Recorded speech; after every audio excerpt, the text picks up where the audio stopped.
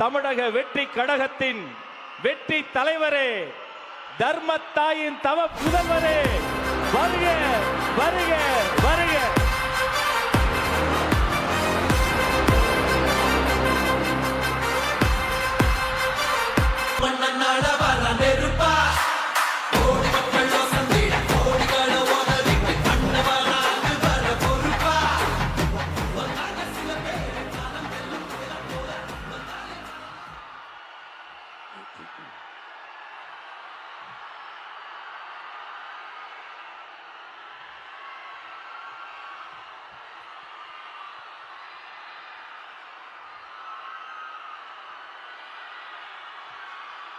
நன்றி நன்றி நன்றி.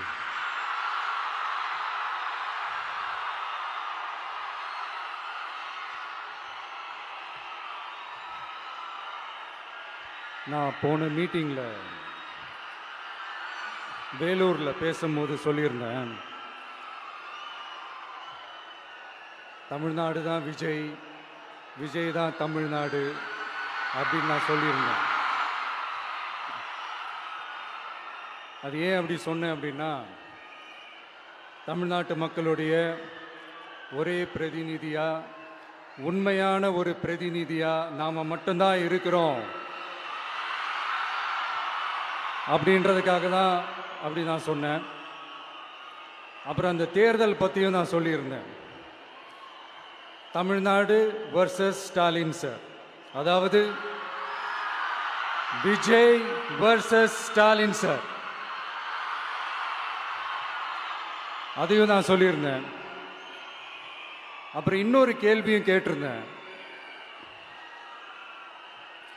இது தமிழ்நாடு சட்டசபைக்கான ஒரு தேர்தல், இதை ஏன் தமிழ்நாட்டுக்கும் டெல்லிக்குமான ஒரு எலெக்ஷன் சொல்றீங்க அப்படின்னு நான் கேட்டிருந்தேன். உடனே விஜய் பாஜகவுக்காக பேசுறாரு அப்படின்லாம் திருச்சி பேச ஆரம்பிச்சிட்டாங்க. அப்புறம் ரெகுலராக ஒன்று பண்ணுவாங்கல்ல, நம்மளுடைய சிறுபான்மை சகோதரர்களை பயமுறுத்தி பயமுறுத்தி ஒரு ஒரு ஏமாத்து வேலை ஒன்று செய்வாங்கல்ல, அது இனிமே அவங்களால தொடர்ந்து செய்ய முடியாதுன்னு அவங்களுக்கு தெரிஞ்சு போச்சு. அதனால தான் நான் என்ன பேசினாலும் அதை திருச்சி பேசுறது, அந்த தில்லு முள்ளு வேலைகள்லாம் அவங்க செய்ய ஆரம்பிச்சிட்டாங்க. சென்னையில் டெல்லி டெல்லின்னு கூவுறதும், அடிக்கிற கொள்ளைக்கு ரைடு வந்துட்டா டெல்லிக்கு வெள்ளை கொடை பிடிக்கிறதும்,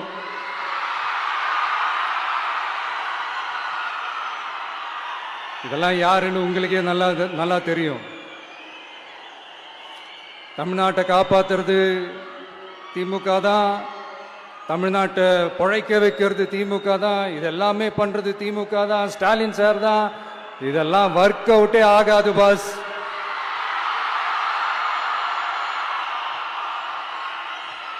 சின்ன பசங்களாம் சொல்ல ஆரம்பிச்சிட்டாங்க, ஓம் சக்தி பராசக்தி, திமுக ஒரு தீய சக்தி.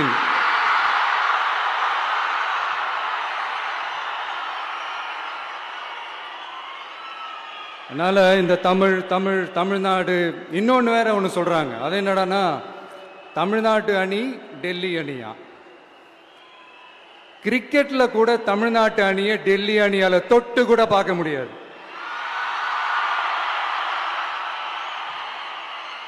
அப்படி இருக்கும்போது கிரிக்கெட்லையும் விசில போடுறது தமிழ்நாடு தான், சிஎஸ்கே.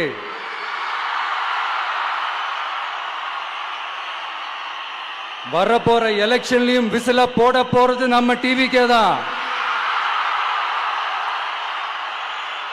தமிழ்நாடு தான் டிவிக்கே, டிவிக்கே தான் தமிழ்நாடு. இந்த அணி அந்த அணி டெல்லி அணி இதெல்லாம் அனைத்தும் உடைஞ்சி நொறுங்கும், டிவிக்கே அடிச்சு நொறுக்கும்.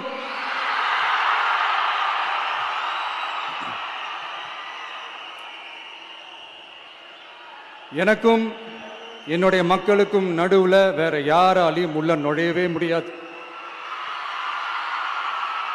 இது ஒரு அம்மா பையன் உறவு, அப்பா புள்ள உறவு, அண்ணன் தங்கச்சி உறவு, அண்ணன் தம்பி உறவு, அக்கா தம்பி உறவு. இது சும்மா ஒரு எலெக்ஷனுக்கு வந்த உறவு அப்படின்னு நினைச்சிடாதீங்க. இது இயற்கையாகவே அமைஞ்ச உறவு. இது எவ்வளவு டீப்பான உறவுன்றது நான் உணர்ந்திருக்கிறேன். அதே மாதிரி நம்ம தமிழ்நாடு மக்களும் இதை உணர்ந்து இருக்கிறாங்க. இன்னும் சிம்பிளா சொல்லணும்னா, மற்றவங்களுக்கு வேணா இது எலெக்ஷன், ஆனா எனக்கும் என்ன நேசிக்கிற மக்களுக்கும் இட் இஸ் an emotion.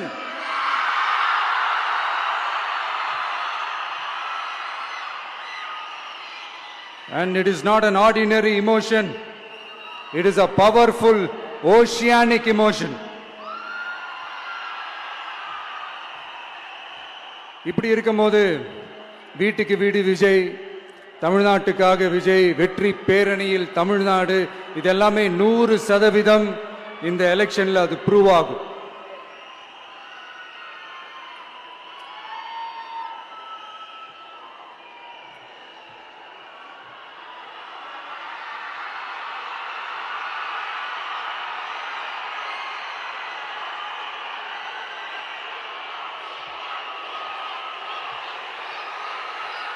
நீங்க எல்லாரும் எனக்கு இன்னொரு உறுதிமொழியை ஒன்று கொடுக்கணும்.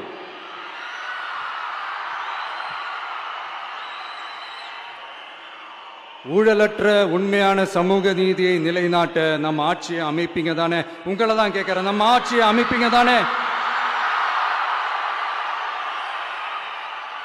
இந்த விஜய்க்கு ஒரு வாய்ப்பு கொடுப்பீங்க தானே?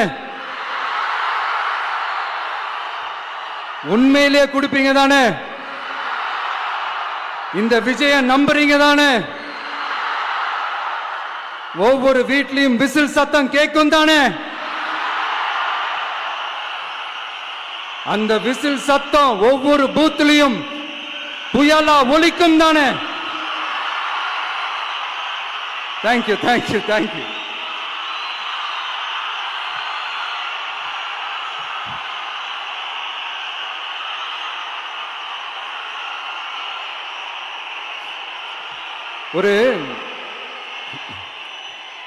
ஒரு டாக்டர் இருக்காருன்னா நாம எப்போ அவரை பத்தி யோசிப்போம்?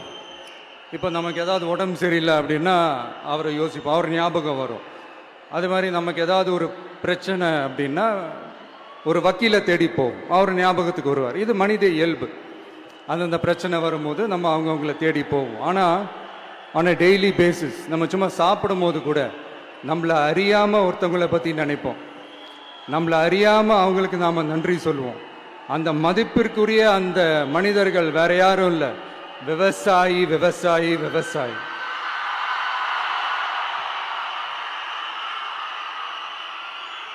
அவங்க பார்க்கறதுக்கு வேணா சாதாரணமா இருப்பாங்க, ஆனா அவங்க சாதாரணமான மனிதர்கள்லாம் கிடையாது. இந்த உலகத்தையும் மனிதர்களையும் படைச்சது கடவுள்னு சொல்லுவாங்க, ஆனா அந்த கடவுளுக்கே படையல் போடுற உயர்ந்த மனிதர்கள் தான் நம்ம விவசாயிகள்.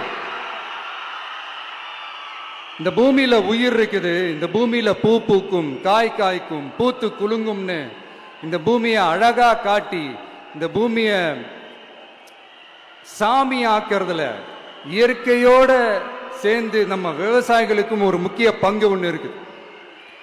அதனால நான் ஏதோ ஓவரா ஏதோ சொல்றேன்னு நினைக்காதீங்க. எனக்கு இந்த அடுத்த ஜென்மம் மறுபிறவியை பற்றியெல்லாம் எனக்கு தெரியாது. அது உண்மை அப்படின்னா அடுத்த ஜென்மத்தில் நான் ஒரு விவசாயி குடும்பத்தில் பிறக்கணும்னு ஆசைப்படுறேன்.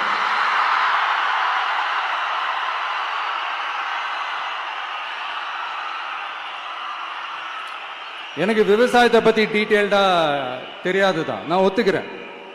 அதனால மற்றவங்க மாதிரி நானும் டெல்டாக்காரன் தான் அப்படின்னு உங்க காதுல டால்டா ஊத்தலாம் நான் வரல. எனக்கு விவசாயத்தை பத்தி டீட்டெயில்டா தெரியலனா கூட அவங்க படுற கஷ்டங்களை பத்தி எனக்கு நல்லாவே தெரியும். நம்மளுடைய முதல் அரசியல் பயணம் தொடங்கினதே அந்த பரந்தூர் விஷயத்தை கையில் எடுத்துதான். அதனால நம்மளுடைய இந்த ஆட்சி அமைஞ்சதும் தீர்க்க வேண்டிய முக்கியமான பிரச்சனைகள்ல நம்மளுடைய விவசாய பிரச்சனைகளும் ஒண்ணு. முதல்வர் அவர்களுக்கு இந்த மாதிரி நீங்க அது செஞ்சிட்டேன் இது செஞ்சிட்டேன் அப்படின்னு நிறைய பெருமையா சொல்லிக்கிறீங்களே, ஒரு அடிப்படை ஒரு பிரச்சனையை பத்தி ஒன்று பேசுவோமா? கொஞ்ச நாளைக்கு முன்னாடி ஐநா சபை